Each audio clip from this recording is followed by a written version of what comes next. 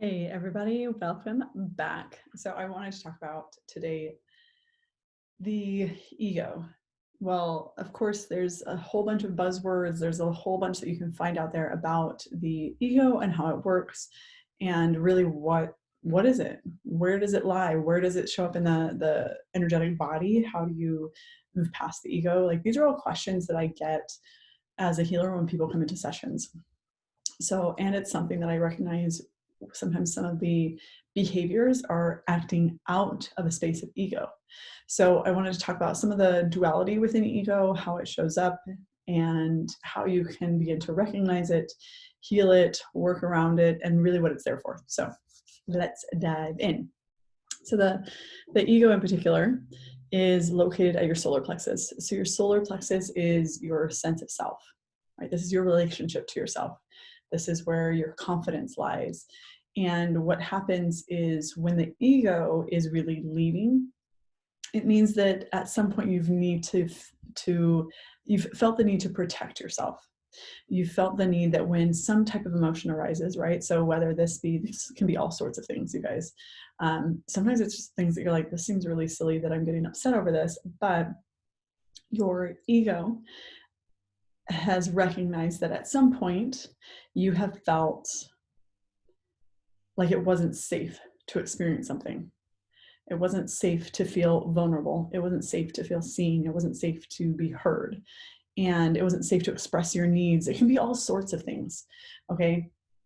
When I say this, like be vulnerable, think about when you're a child, you're learning so much, you're in a sense of vulnerability often because you don't know it all, because you are learning and because you are trying to glean all of this knowledge from the people around you.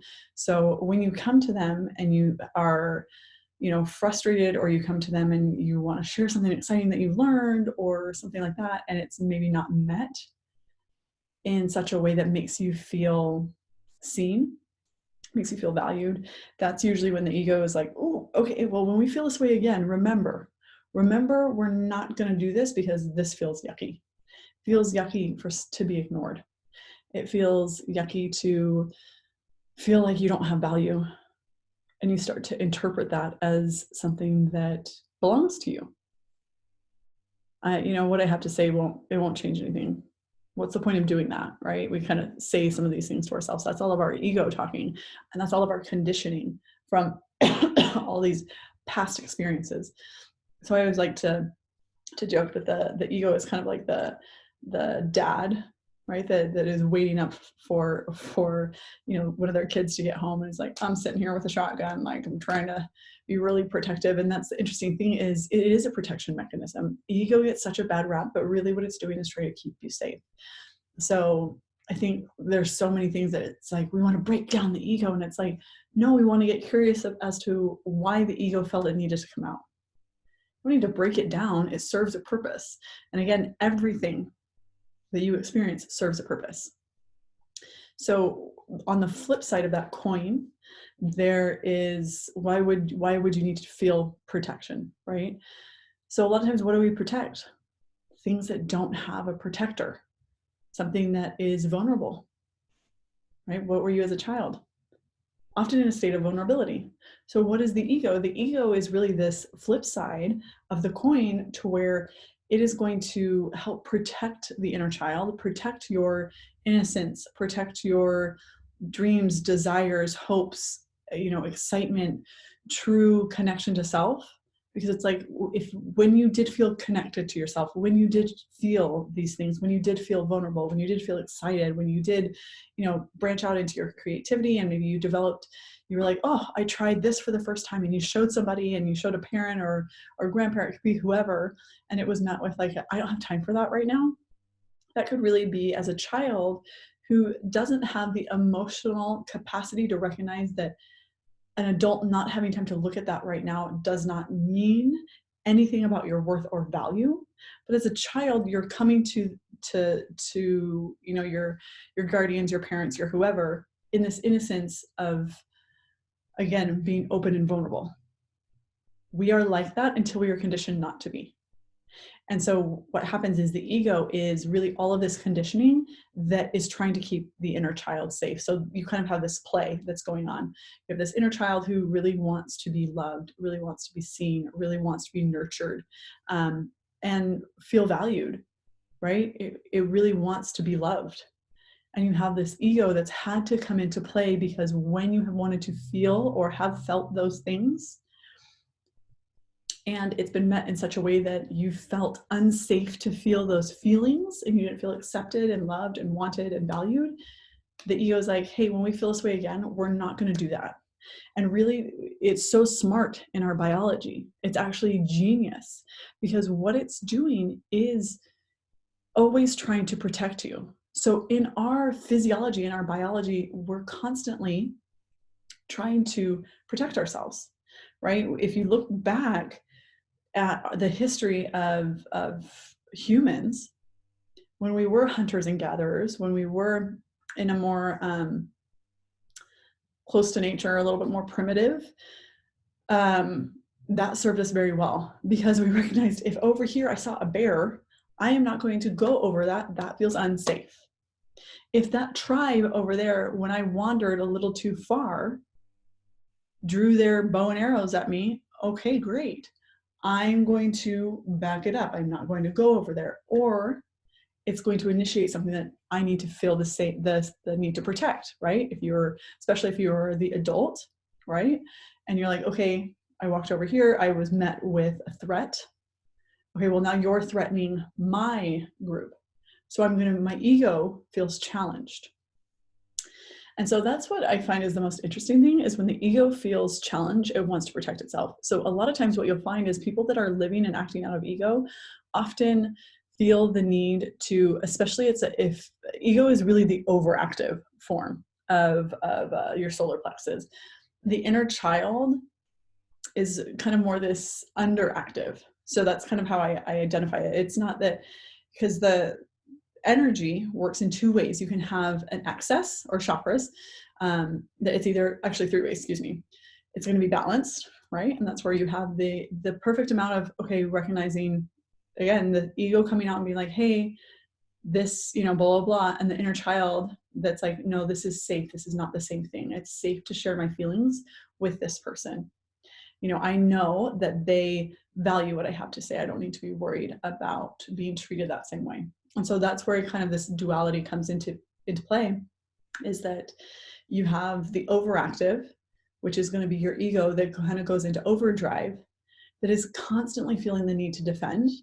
A lot of times they talk in circles. If they have an overactive solar plexus, they're constantly bringing it back to them, because they're always trying to get their needs met.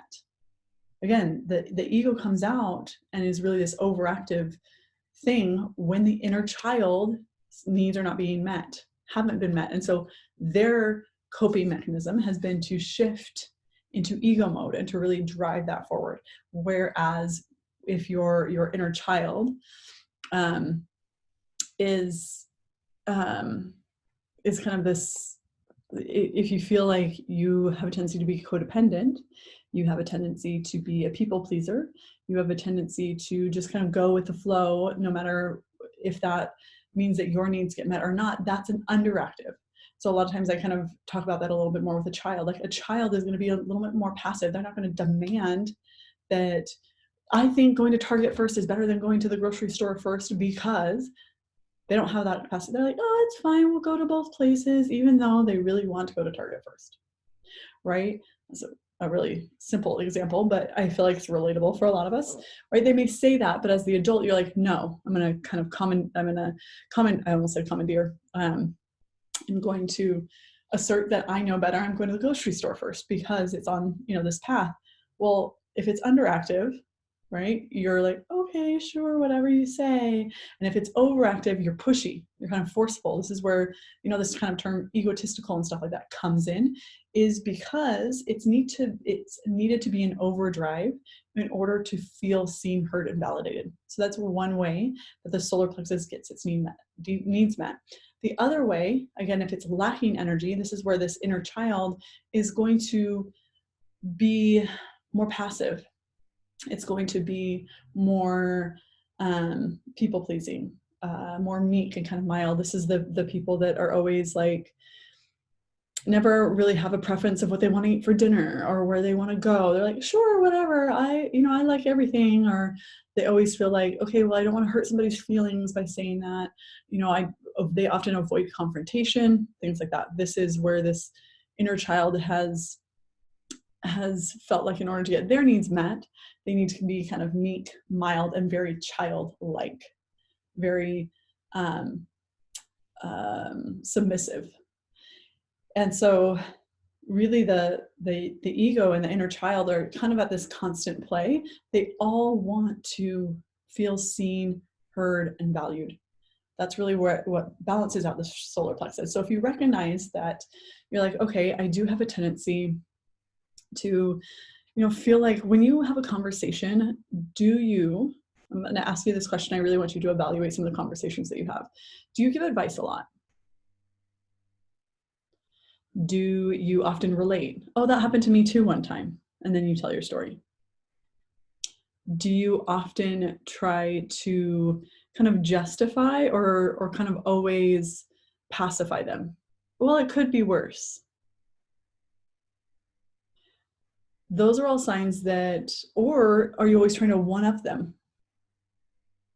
I know that happened to you, but this happened to me and it was so much worse. So you should be thankful. That's all your ego trying to get your needs met, trying to feel seen, heard, and validated in your similar experience. The way that you're trying to relate to people is by knowing more, is kind of by over talking, by always feeling like you should be included, by always feeling like you know the most. And kind of this person, these people have a tendency to be a big personality, not always like loud and stuff like that, but they're not someone in the group who often gets forgotten.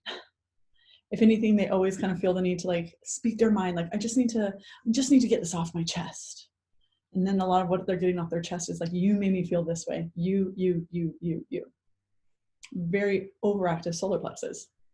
But again, when you do this, it makes me feel this way. It makes me feel undervalued. It makes me feel not included. It makes me feel like you don't appreciate me, that you don't want me around, that I'm not loved.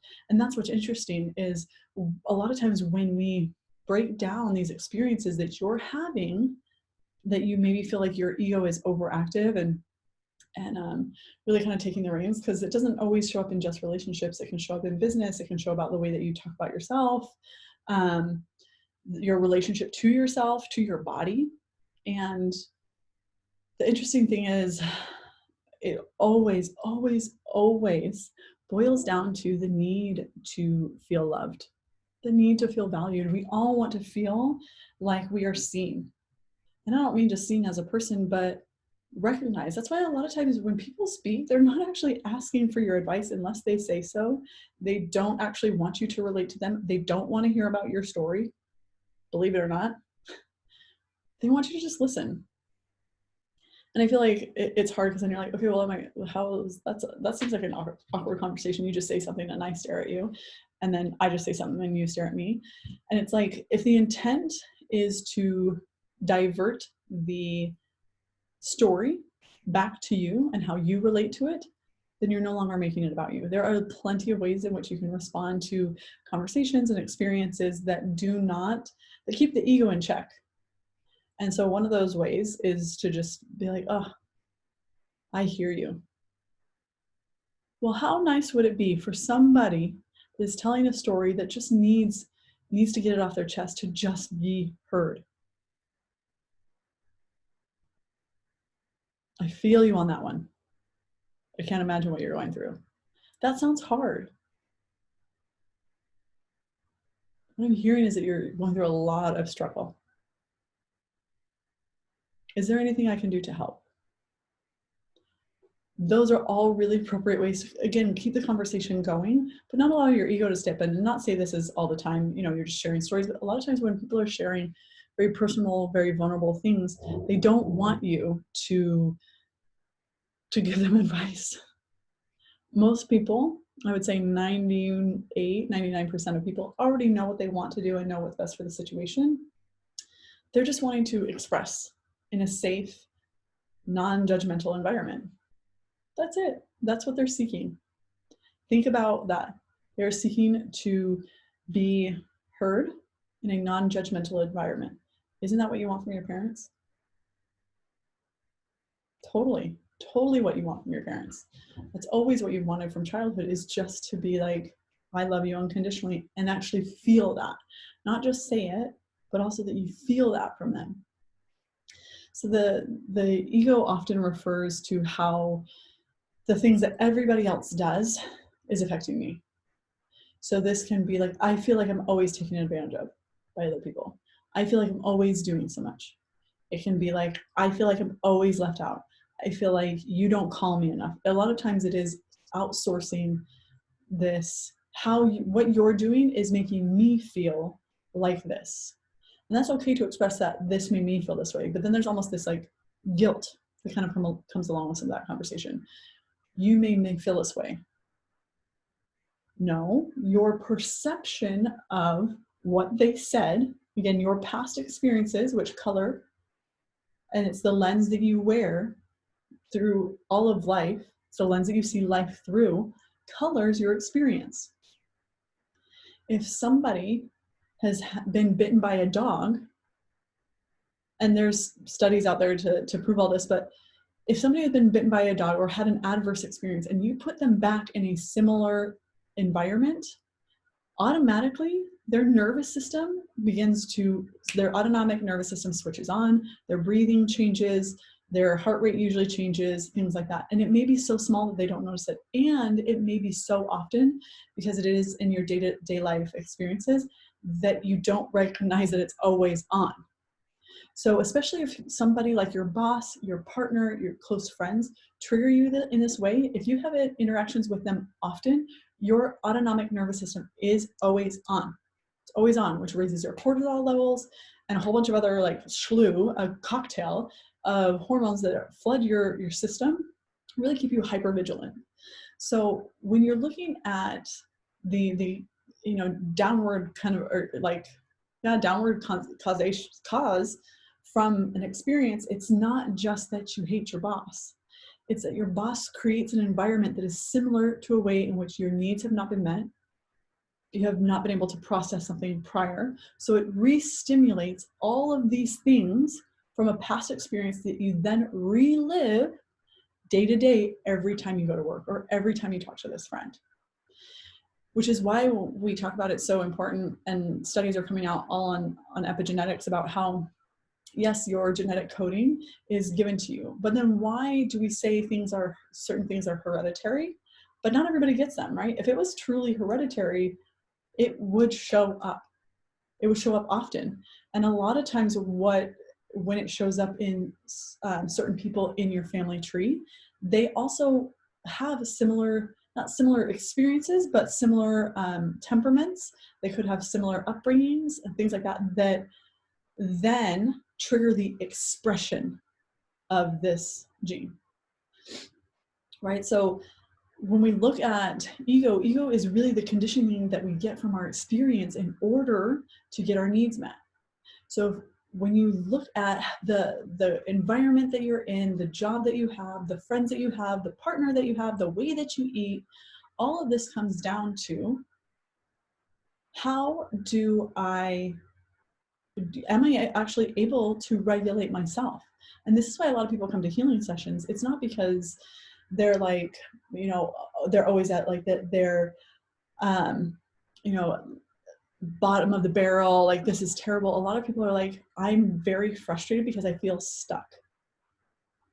I would say feeling stuck is probably one of the most common descriptions that I get from clients, that it's not that their life is terrible and there's, everything is going wrong.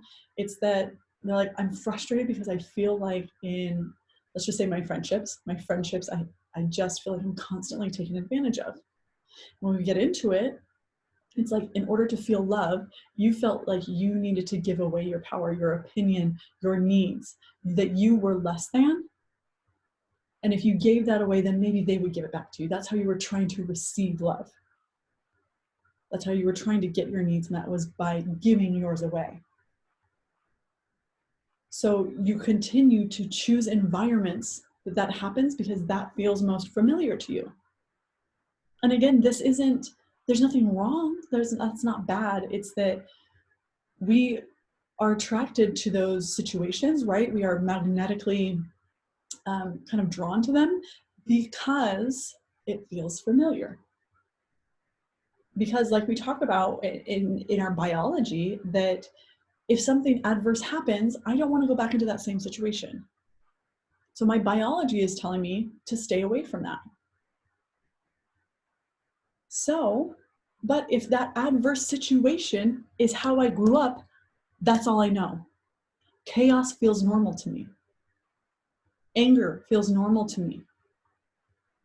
Pride in such a way that is egotistical and narcissistic feels normal to me because that's how I grew up. So then you seek out other relationships, other experiences in which it's going to feel similar because you don't actually know what it feels like to be safe, to express yourself, to have your needs met. You don't know. But what you do know is that when you grew up, you know, your mom or your dad had an anger problem and they threw things and they were always screaming and it was loud and you were always afraid of them. Okay, well, that feels, your attachment figures provided that experience that you thought that that was love. So and now you find those things where maybe your friends are always like picking fights and always like arguing. You're like, it's okay. Like, I didn't mean that, blah, blah, blah. And you feel like you're always like the pushover, you get walked all over because you attract the same experience.